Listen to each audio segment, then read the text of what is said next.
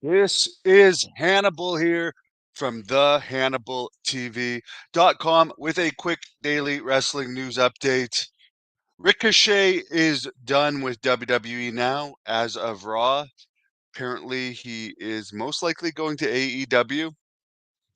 Adam Copeland, aka Edge, has told Sports Illustrated that he is going to be undergoing a difficult recovery. He's had his surgery for his tibia injury from jumping off the cage at AEW Double or Nothing.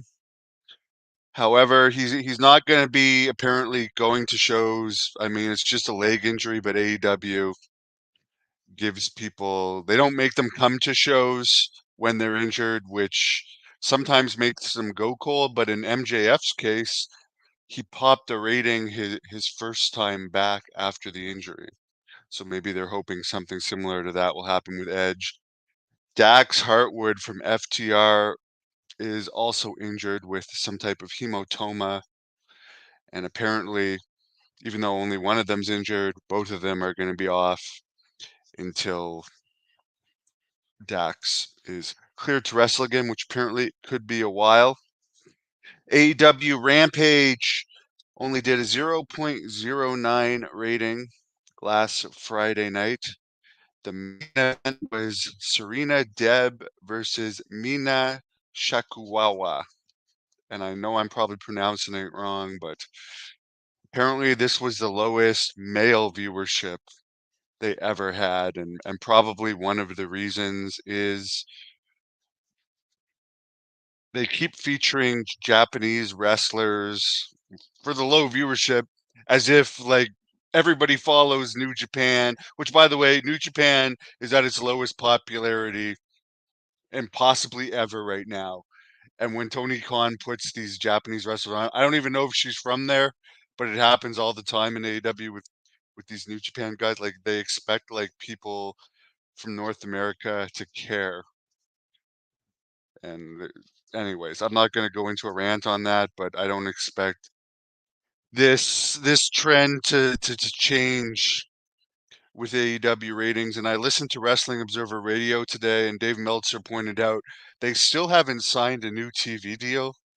And it's interesting that it seems like they're not even trying to book shows to get viewers. I mean, they did get a good one for MJF's return, but that with all the wrestlers they have under contract, Serena Deeb, who's like a not really a name, but she's been in AEW for a while against someone that most people have never heard of. That's a questionable person to put in the main event of a show when you're about to have a TV deal run out. SmackDown did a 0.61 rating Friday.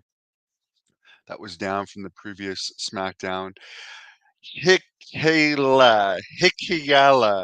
And I know I'm pronouncing that wrong, but it's one of Haku's adopted sons. He has joined WWE now too, so I think Haku now has three either blood sons or adopted sons. I don't know which ones are half, which ones are full, but it doesn't matter. You adopt someone, they're your son. I was adopted too, so I consider my adopted father my real father. Um, so good for Haku. By the way, apparently TNA wanted Haku to be involved in their main events at their TNA pay-per-view in Montreal, but he was not interested. I heard that from Haku himself.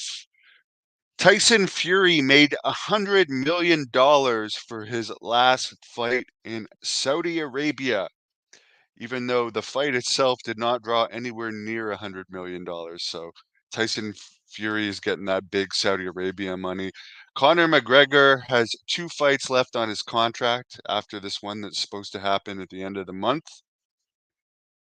Uh, According to Dave Meltzer, and this is very possible, once those UFC contracted fights are done, he could very well be offered these huge money paying Saudi Arabia matches that pay way more than anything in the US.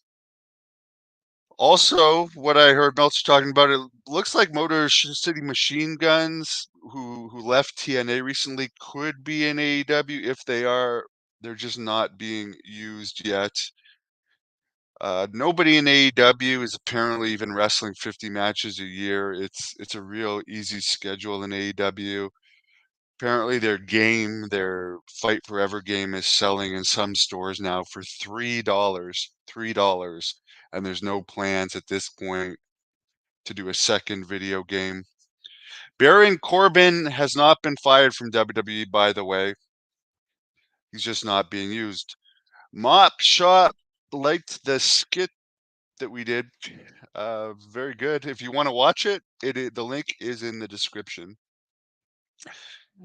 Well, I don't have anything to say about Edge pulling a stunt like that because I probably would do the same thing at 50. At least he's making a lot of money and he gets to sit at home and get paid now. It's not too seriously an injury.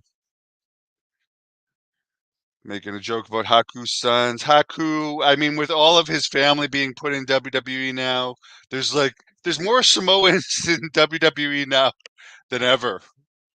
And I'm not saying that's a bad thing, but it's just full of Samoans.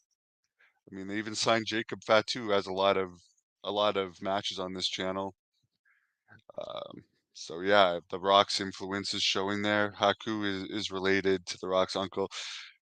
K Dog wants to see more parodies.